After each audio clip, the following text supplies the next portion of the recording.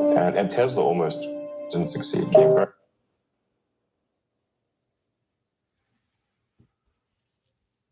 Then, after a long time, you will finally get back to happiness.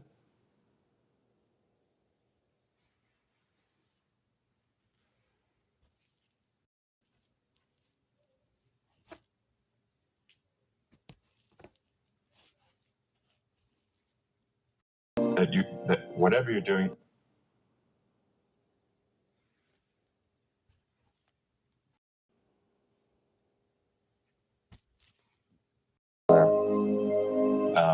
if you're a new company, I mean, unless it's like some new industry or new market that, if it's an untapped market, then you have more ability to. The standard is lower for your product or service. But if you're entering anything where there's an existing marketplace against large entrenched competitors, then your product or service needs to be much better than theirs. It can't be a little bit better, because then you put yourself in the shoes of the consumer and they say, why would you buy it as a consumer? You're always going to buy the trusted brand unless there's a big difference. So a lot of times, as an entrepreneur will come up with something which is only slightly better. And it can't just be slightly better. It's got to be a lot better. A well thought out critique of whatever you're doing is as valuable as gold. And you should seek that from everyone you can, but particularly your friends. Usually your friends know what's wrong, but they don't want to tell you because they don't want to hurt you. It doesn't mean your friends are right, but very often they are right. And you at least want to listen very carefully to what they say. And to everyone, if you're looking for, basically, you should take the approach that you're wrong. That you, the entrepreneur, are wrong. Your goal is to be less wrong. Advice I'd give to people starting companies, to entrepreneurs in general, is really focus on making a product that your customers love. And it's so rare that you can buy a product and you love the product when you bought it. There are very few things that fit into that category. And if you can come up with something like that, your business will be successful for sure. I think really an obsessive nature with respect to the quality of the product is very important. So, being obsessive compulsive is a good thing in this context. Really liking what you do, whatever area that you get into. Given that, even if you're the best, there's always a chance of failure. So I think it's important that you really like whatever you're doing. If you don't like it, life is too short. I'd say, also if you like what you do, you think about it even when you're not working. I mean, it's something that your mind is drawn to. And if you don't like it, you just really can't make it work, I think. When I was young, I didn't really know what I was going to do when I got older. People kept asking me, but then eventually I thought that the idea of inventing things would be really cool. And the reason I thought that was because I read a quote from Arthur C. Clarke, which said that a sufficiently advanced technology is indistinguishable from magic, and that's really true. If you go back, say 300 years, the things that we take a sufficiently advanced technology is indistinguishable from magic, and that's really true. Being able to see over long distances, being able to communicate, having effectively with the internet in times past. In fact, I think it actually goes beyond that, because there are many things that we take for granted today that weren't even imagined in times past. They weren't even in the realm of magic. So it actually goes beyond that.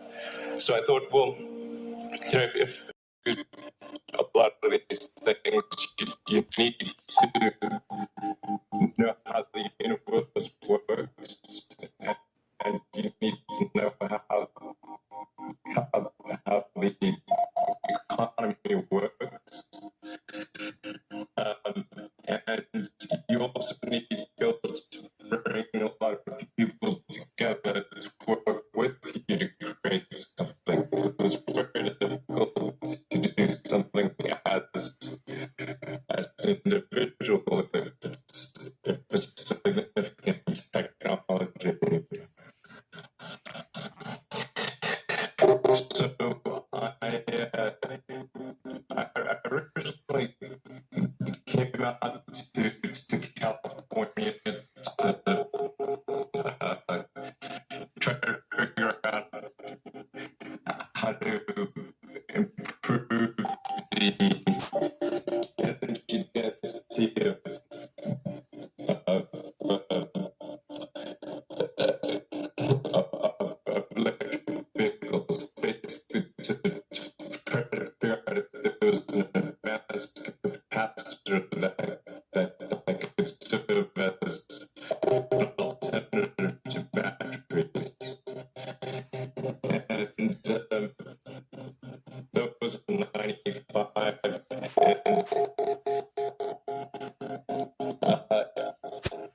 And that's also when the internet started to happen. And I thought, well, I can either pursue this technology where success may not be one of the possible outcomes, which is always tricky, or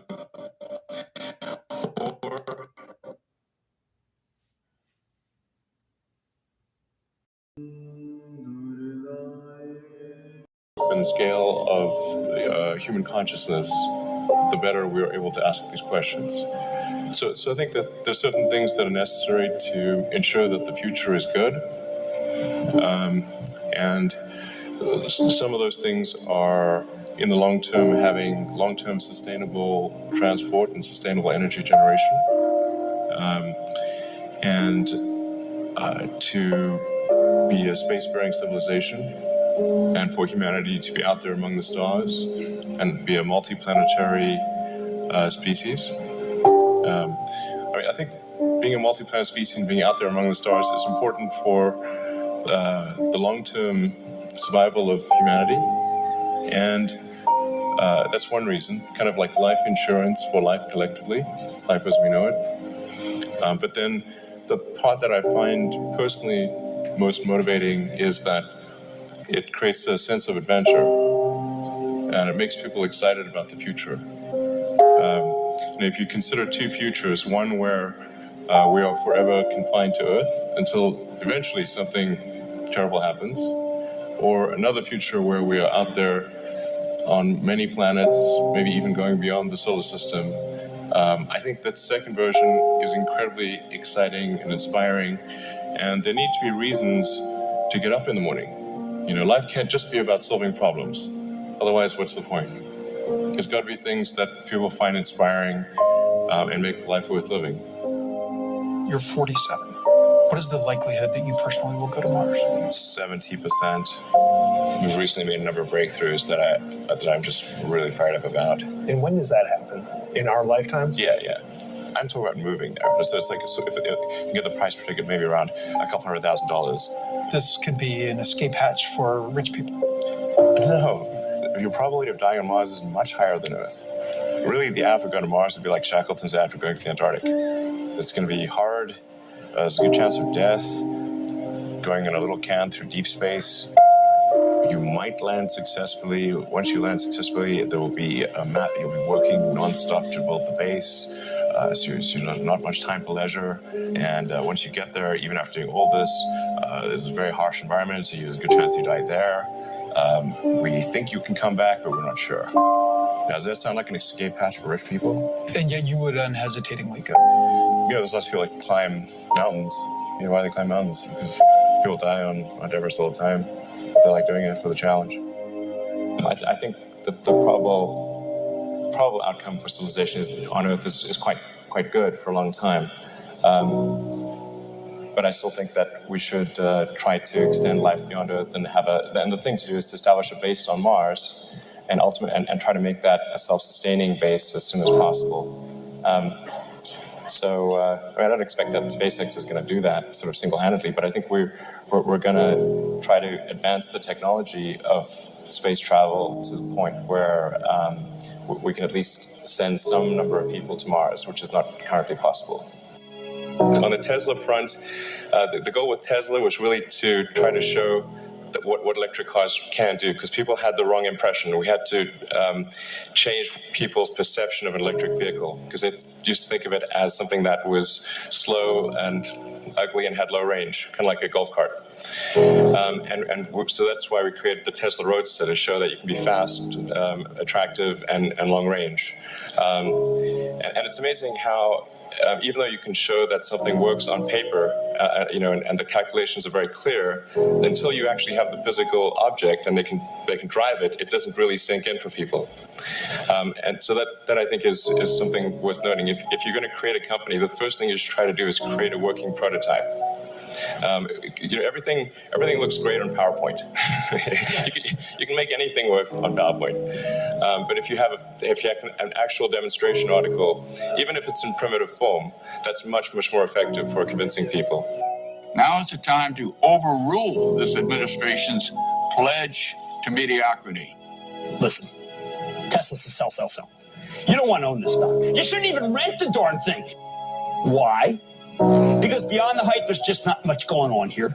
Tesla still has yet to turn a profit. That'll be a $1.5 billion company with no profit. Its most recent quarter actually lost more money than it did the year before, $1.5 billion, losing more money than the year before. This is a company with limited visibility. You put $90 billion, like 50 years worth of breaks into solar and wind, to Solyndra and Fisker and Tesla and Enter1. I mean, I had a friend who said, you don't just pick the winners and losers, you pick the losers. Private enterprise will not ever lead a space frontier. Not because I don't want them to, but my read of history tells me they can't. It's not possible. One of the biggest mistakes people generally make, and I'm guilty of it too, is wishful thinking. You want something to be true, even if it isn't true. And so you ignore the things that, you ignore the real truth because of what you want to be true. This is a very difficult trap to avoid. And like I said, it's certainly one that I find myself in having problems with. But if you just take that approach of you're always to some degree wrong, and your goal is to be less wrong, and solicit critical feedback, particularly from friends. Particularly friends, if somebody loves you, they want the best for you. They don't want to tell you the bad things. So you have to ask them, and say, really, I really do want to know.